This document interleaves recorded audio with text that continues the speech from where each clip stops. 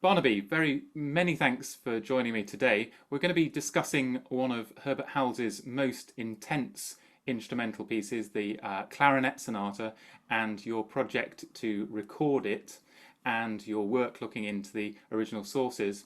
I wonder whether we could start though with a description of the piece, because there will be lots of people out there that haven't heard the Herbert Howells Clarinet Sonata. Um, what is it about this piece that made you want to play it? Thanks, Jonathan. It's an incredibly important piece for me. I first came across it when I was a student at the Guildhall, studying with Thea King, and she suggested that I learn it. And ever since then, I've just loved the piece. I think it's an absolutely wonderful piece. The clarinet doesn't have the kind of amazing depth of repertoire that you find in the strings and piano world, for instance. So there's a pool of pieces that we have, and an even smaller pool, perhaps, that are the great pieces. And I certainly feel that the Howells fits into that group. I mean, I always preferred it over the Brahmses and the Debussy's and the stuff that other people were playing. I remember I did it in my final recital. I recorded it even around that time for a record company that then sort of went bust. So no, I don't know what happened to that recording. It's disappeared somewhere.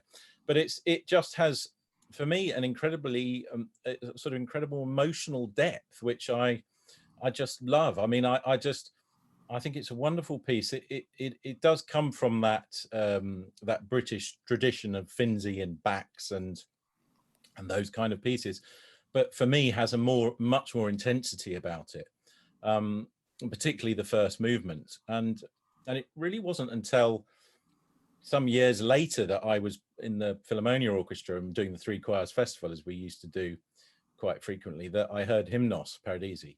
And I remember it was a sort of 3-hour rehearsal thrown together before the evening concert in traditional fashion. And I just remember thinking, I sort of suddenly, like a revelation, kind of understanding the sonata by hearing that piece. I just felt the two were so linked. um, and and it also made me think about the fact that he experienced so much music in Gloucester Cathedral, in that building itself. And I often think that with the first movement, that it has these kind of enormous vaults, if you like, that are suspended between huge pillars, a bit like the building itself. And I feel that it's very lyrical writing. It has a kind of very long form legato phrase structure, with these flourishes uh, in between that link somehow. And I feel that the architecture of that building and the architecture of the music are so incredibly linked. And I've always felt that about the piece. Um, and the second movement is wonderful in its own way. It's quite different, and one feels, I think we've all felt as clarinetists, perhaps, that he was less definite about the second movement than he seemed to be about the first. You can read that, you can feel that from the music itself. I think that perhaps there were some changes of ideas, and it doesn't feel quite as brilliant as the first movement, compositionally. The second movement is a fast movement in contrast to the first movement, um, and then returns to the themes of the first movement towards the end before a kind of flourish in the last minute or so. Um, the piece is long, it's a good 20 minutes in its modern edition, which is long for a clarinet and piano piece. We know that he'd written an oboe sonata uh, a little time before the clarinet sonata, and had wrestled with understanding the lengths that suited particular wind instruments. That there's always that thing of the chops and the stamina and all that kind of stuff that doesn't apply so much in piano works, for instance, or string works.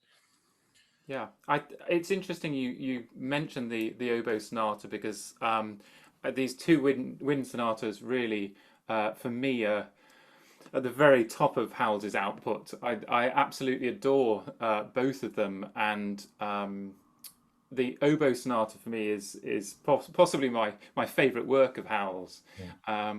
And yes, he wrote these really very long sonatas. There's an early 1930s organ sonata, so that's the piece that I play as an organist, which he wrote in 1932.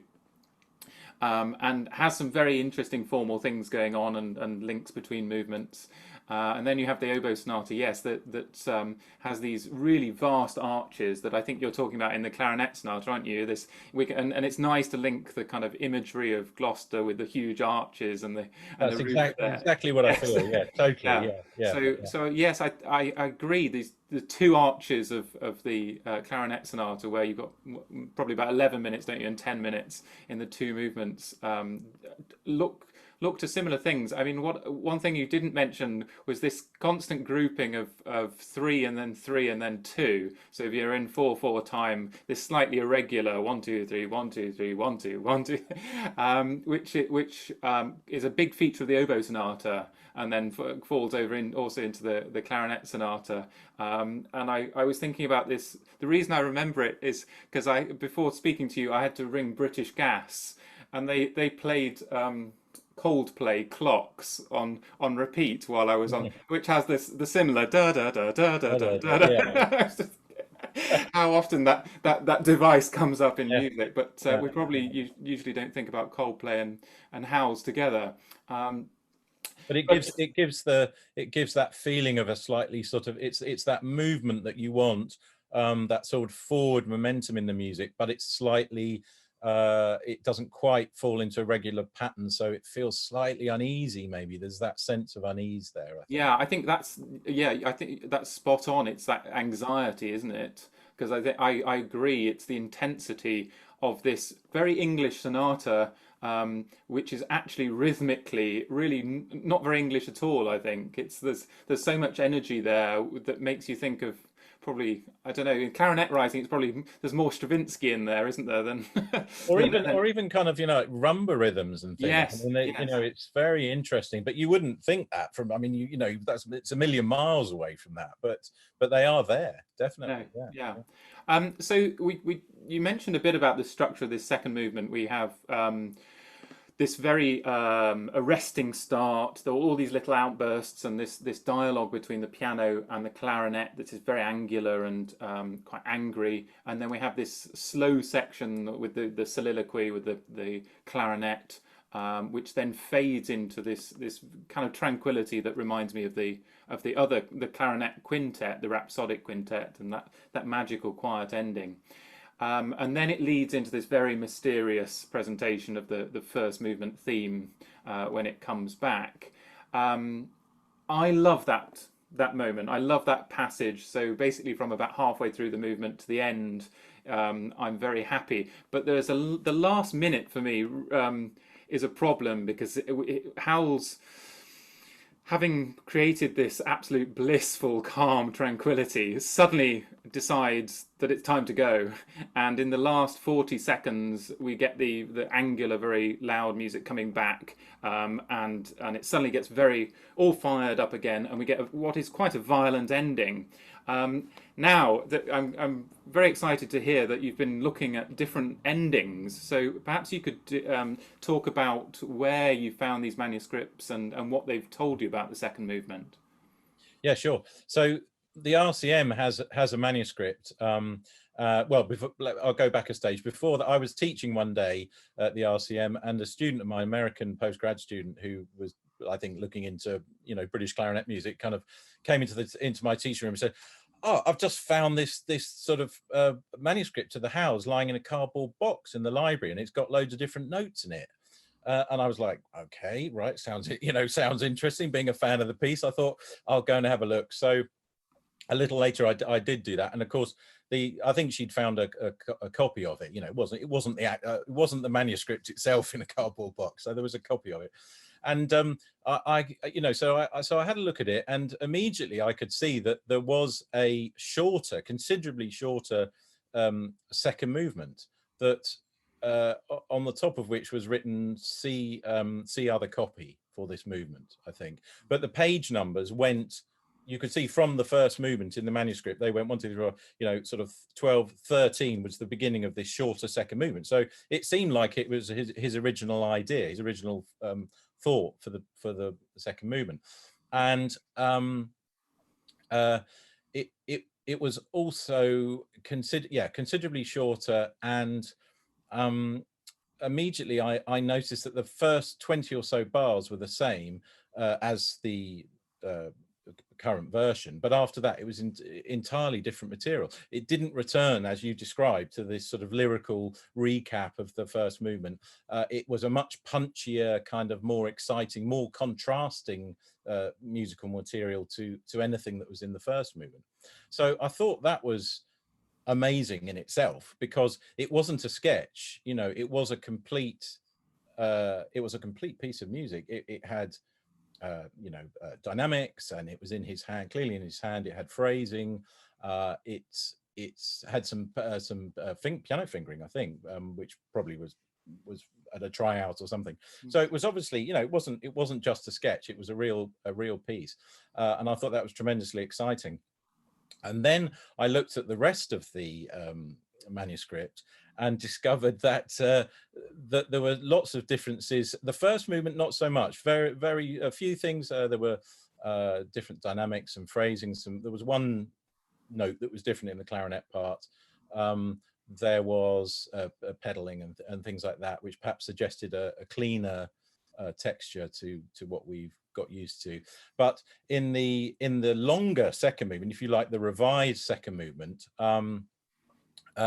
there was a different ending again to the modern edition. So in fact, there were 3 endings as far as I could see. There was the shorter original second movement, there was the revised second movement that was in the manuscript, and then there is the modern edition. So I'm afraid that to disappoint you, that none of them did it go back to a more lyrical, softer ending. They all ended with a punch, but they were all different. And I thought this was absolutely fascinating, because the RCM manuscript is meant to be the urtext, the meant to have been public. You know, that's what we should all be playing, but we're not. So so I got a bee in my bonnet about this. I thought, really, I've got to get to the bottom of it and find out, you know, why changes, who made the changes. I mean, why is it not notated that they're in the modern edition that changes were made, and by whom, you know? I think this is an interesting work, isn't it? Because although he wrote it in 1946, it wasn't actually printed until after Frederick Thurston's death, wasn't it? Am I right? Yes, that's right. Yes, it was written in 46. Thurston gave a broadcast in 48, and I was thinking, oh, I wonder if I can find that, you know, because that would be interesting to hear, wouldn't it? I mean, did they play the original version of the piece? But, you know, the BBC have wiped over important Doctor Who episodes, so the chances of them hanging on to that, I think, is probably not great. Although I haven't investigated. It's possible, I suppose. But yeah, so it wasn't published until 54. Yeah, and in 54, it was being played by your teacher, wasn't it? So this is where Thea King comes. Well, this is where Thea comes into it. Yes, because she sort of championed all these pieces, very much so. And while she was teaching at the Royal College and then at the Guildhall, where I met her in the late 1980s and early 90s. So she really, you know, encouraged her students to play this repertoire. And she had this kind of big teaching room at her house in West London, where there were these amazing bookshelves that were just stacked with, you know, the Finzi manuscript and the Bax manuscript. And she'd say, oh, well, hang on a minute. And she'd go up to the bookshelf and grab the Bax, you know, and say, well, you know, you're not playing the right notes here. You need to look at this and explain the whole thing. And the big thing that I remember her saying, well, there were 2 things I remember her saying about the Howells. Firstly, that she was really cross that they'd published it in 54 for B flat clarinet, because Howells had wanted it on the A instrument. because of both the pitch range and also the tone of the thing, and it was a kind of time when they were really trying to phase out the A clarinet altogether. They were trying to reproduce most of the music and for B flat, so that there was just one instrument, and this was a kind of fashion of the time. So Thea was mainly insistent that we should all play it on the A clarinet, and that's what she did when she published her own edition of it in 80, I think around mid 80s that came out. And before that, and she had her own copy. She'd got somebody to do a copy for A clarinet, so she always performed it on the A clarinet. And the other thing that I remember her saying was that she'd kept in touch with Howells, as she put it, up until the end, and that she'd gone to see him, and they discussed the Clarinet Sonata quite near the end of his life, and that he had no recollection of the piece at all, which I always found quite moving, actually. Absolutely, yes. And I think you're probably aware that the oboe sonata actually was only survived because Christopher Palmer had photocopied the manuscript at one point, and Howells himself lost the original manuscript. Yeah. So well, it's funny because you should mention that, because I met Christopher Palmer's assistant, and he remembers photocopying it for him. Oh, fantastic! He used to do all the kind of, the sort of running around and the making the tea and the doing the photocopying stuff. Yes, and he remembers it. Yeah. I think it seems incredible when we think of these as important works. That that these were just yes, these are everyday people, and and they might lose things, and Howells lost manuscripts on trains and buses and left things in all sorts of places. So he's got. I mean, it's only by chance that we've got that piece, isn't it? That's the only reason it exists. And I mean, it was very interesting when I made sort of mention of my project on social media, that there was lots and lots of interest. I mean, Nick Daniel got in touch because he's a big champion of that, of the oboe piece. Yes, absolutely. And, he got in touch and he was like, just wow, this is so exciting that there's another version of this. And could you tell me something about the recording of it? So what was it like? I mean, having to switch between these different versions of it, and do you try to make them sound as different as possible, or is it? Well, there was a sort of I mean, it was tricky. There was a stage before we even got to the recording where we basically decided that we were going to have to make a 1946 edition, a sort of working recording edition of the piece, because at one stage I had a spreadsheet with every single bar number, and of course none of the bar because the material is different lengths, the bars don't line up, so it's not as easy as sort of looking at bar 4 and saying the other bar 4 is, that's missing a piano, that's not missing a piano. It was an absolute jigsaw. And I mean, I know you said you played off the manuscript. I mean, that's amazing, because we couldn't get, I mean, we had to get it into Sibelius. And so basically we took the modern edition of the first movement and just made manual kind of alterations to the print. That seemed the best way to deal with that, because it was mainly dynamics and articulation. But the other two movements we had to start again. So we basically transcribed the manuscript, and I've got that, I've got that now in Sibelius, which is fantastic, because they're, although that shorter second movement is a complete movement, it's not a sketch, there were notes that weren't entirely clear. He's pretty consistent. I mean, the good thing about it was that he sort of does follow a pattern. He is consistent, although at times it looks a bit messy. You can sometimes go back a few bars and say, well, he's done that there and he's done that there, so we'll follow that.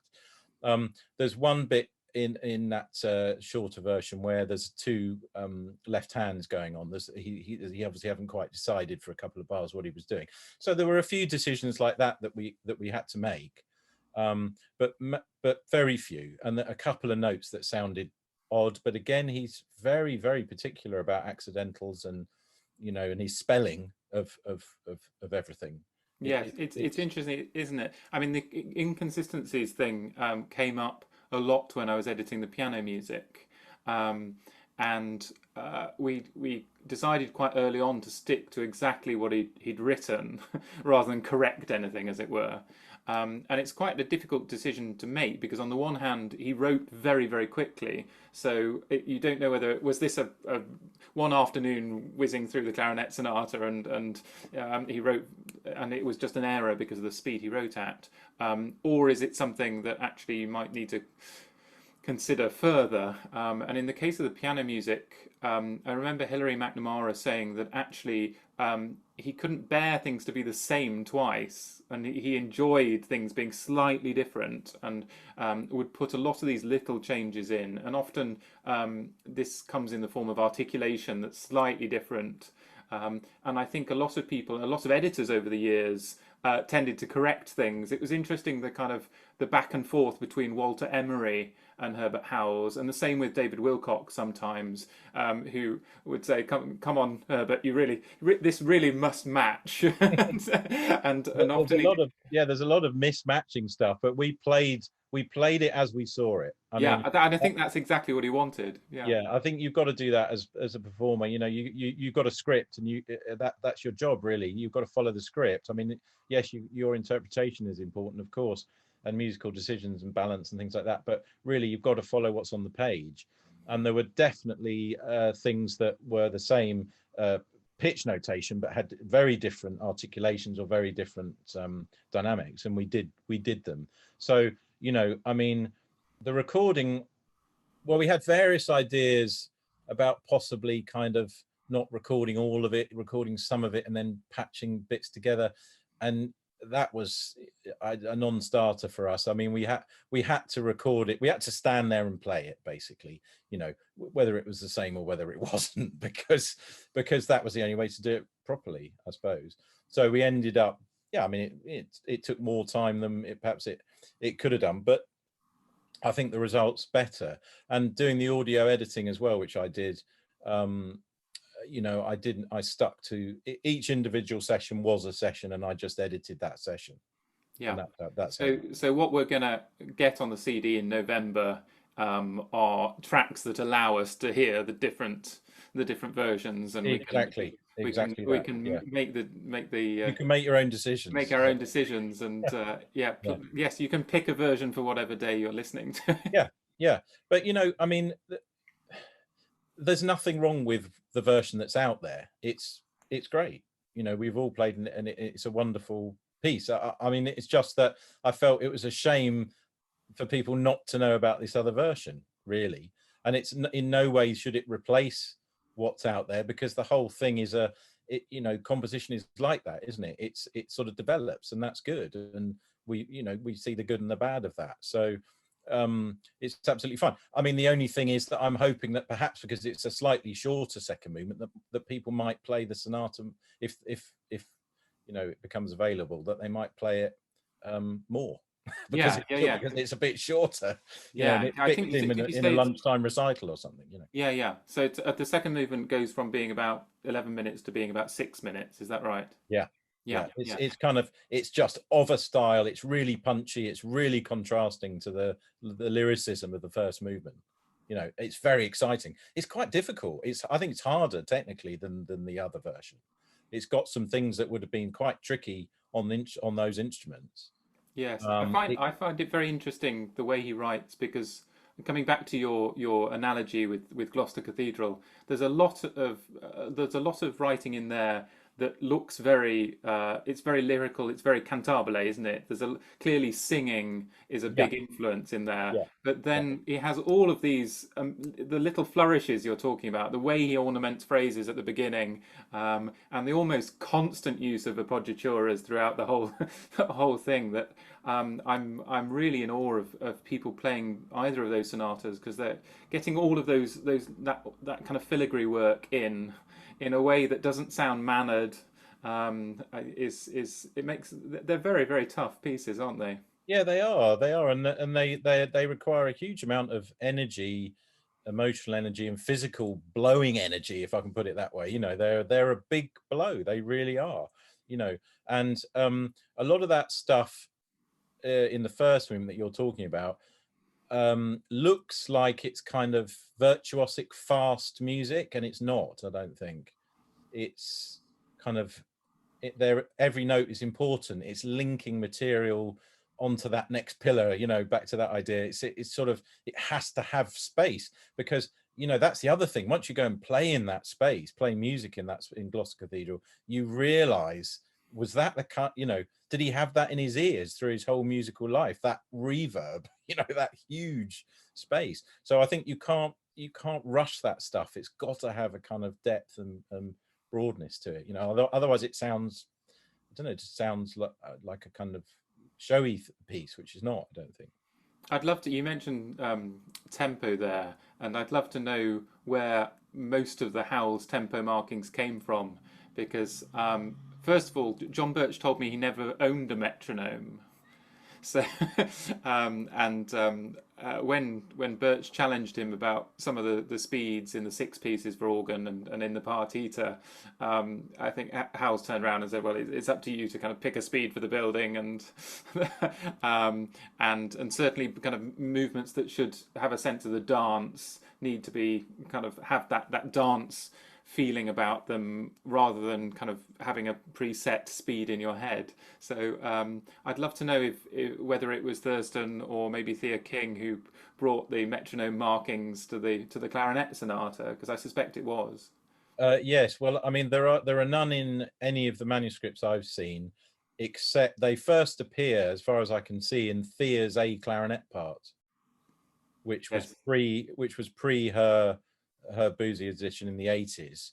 So but there, which is a handwritten kind of thing that she used, as I mentioned, and they are in there. But I yeah, I mean, we've not, well, we were recording the 1946 version, and that doesn't have metronome marks, so we just kind of did what we felt was right.